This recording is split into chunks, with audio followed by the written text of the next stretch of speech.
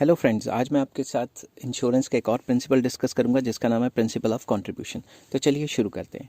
If a person has taken more than one insurance policy for the same subject matter, then all the insurers will contribute the amount of loss and compensate him for the actual loss. मैं आपको example देता हूँ।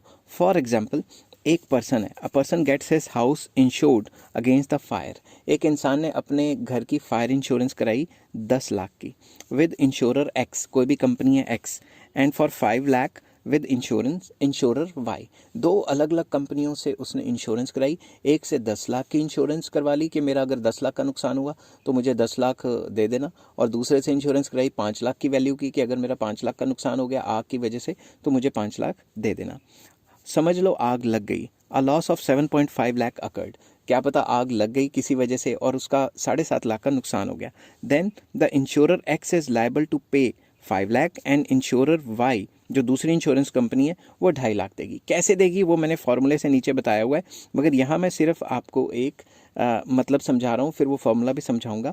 इसका मतलब ये है कि अगर आप दो अलग अलग इंश्योरेंस कंपनी से एक ही चीज़ की इंश्योरेंस लेते हैं तो इसका मतलब ये नहीं है कि आपको दोनों इंश्योरेंस कंपनी से ही जितना आपका लॉस हुआ उतने के उतने पैसे मिल जाएंगे।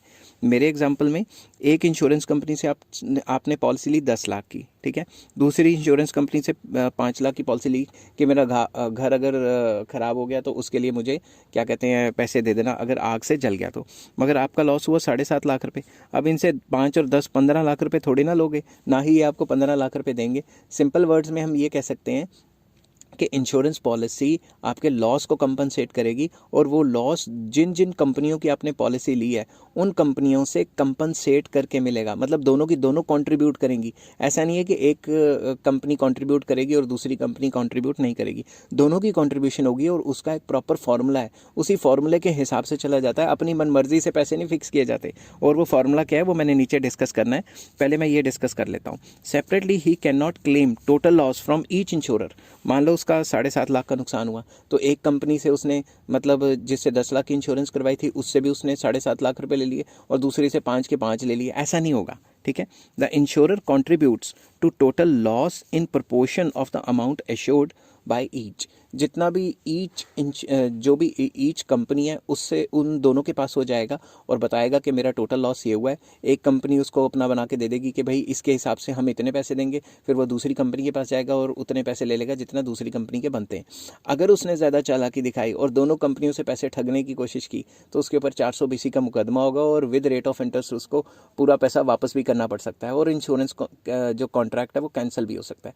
इंश्योरेंस कॉन्ट्रैक्ट में पहले लिखा होता है कि अगर कोई ठगी या कुछ किया तो फिर पैसे नहीं मिलेंगे, उल्टा फाइन पड़ जाएगा और केस भी हो जाएगा, ठीक है। अब मैं डिस्कस करता हूँ कि कौन सी कंपनी कितना कितना पैसे देगी। जैसा कि मैं पहले ही एक्सप्लेन कर चुका हूँ, फिर से बता देता हूँ कि मैं एक इंश्योरेंस कंपनी के पास गया और उससे मैंने फायर इंश्योरेंस ले ली घर की 10 लाख की, और दूसरी इंश्योरेंस कंपनी के पास गया और दूसरी इंश्योरेंस कंपनी से कितनी इंश्योरेंस ली, फायर इंश्योरेंस 5 लाख की, ठीक है। और मेरा घर मान लो जल गया, वैसे किसी का घर ना जले, मान लो मेरा घर जल गया और मुझे 7.5 लाख का नुकसान होता है। अगर मुझे 7.5 लाख का नुकसान होता है तो जो पहला इंश्योरर है जिससे मैंने पॉलिसी करवाई थी 10 लाख की वो मुझे 5 लाख देगा, और जो दूसरा इंश्योरर है जिससे मैंने पॉलिसी करवाई थी 5 लाख की वो मुझे 2.5 लाख देगा।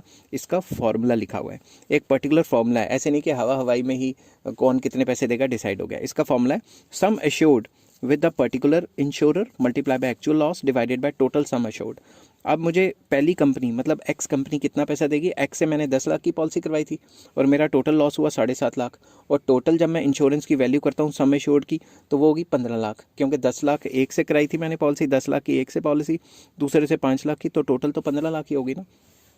तो इसको अगर डिवाइड करें तो 5 लाख बनता है, मतलब कि जो पहली कंपनी है वो मुझे 5 लाख रुपए देगी, और दूसरी कंपनी सेम फार्मूला मतलब जितना भी सम एश्योर्ड मैंने उससे करवाया था, मतलब 5 लाख की पॉलिसी ली थी मैंने, मल्टीप्लाई बाय मेरा जो लॉस हुआ था डिवाइडेड बाय दोनों पॉलिसियों का टोटल, तो ये निकला 2.5 लाख।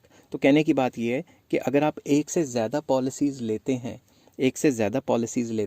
तो ऐसा नहीं है कि आप दोनों कंपनियों को ठगने के लिए क्लेम लेके दोनों से पैसा ले लेंगे, ऐसा नहीं होता। और अगर ऐसा हुआ और कंपनी को पता लग गया तो उल्टा आपका नुकसान है, आपकी इंश्योरेंस पॉलिसी भी कैंसिल होगी और आप पे मुकदमा भी होगा और विद रेट ऑफ इंटरेस्ट पैसे भी वापस करने पड़ेंगे, ठीक है। But there is always some exception, आपको पता है ना, मतलब एक्सेप्शन तो हमेशा होती हैं.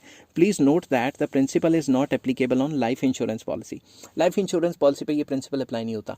मैं अगर एक कंपनी से लाइफ इंश्योरेंस पॉलिसी करा रहा हूँ तो दूसरी से भी करवा सकता हूँ, तीसरी से भी करा सकता हूँ, जितनी मर्जी कंपनियों से करा सकता हूँ, क्योंकि मैं उनका प्रीमियम भरता हूँ. तो मेरे मरने के बाद सारे के सारे पैसे मेरा जो नॉमिनी होगा उसको मिलेंगे. ठीक है. आई होप ये वीडियो आपको पसंद आई होगी और समझ भी आ गई होगी कि कई लोग कहते हैं एक से ज़्यादा इंश्योरेंस पॉलिसियाँ करा लो, ये हो जाएगा, वो हो जाएगा, ऐसा हो जाएगा, वैसा हो जाएगा. आपको बेवकूफ़ बनाने के लिए कहते हैं कि दोनों से क्लेम ले लेना. ऐसी उनकी बेवकूफ़ियों में मत आना.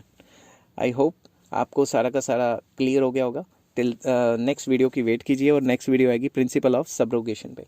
Till then take care, have a nice day.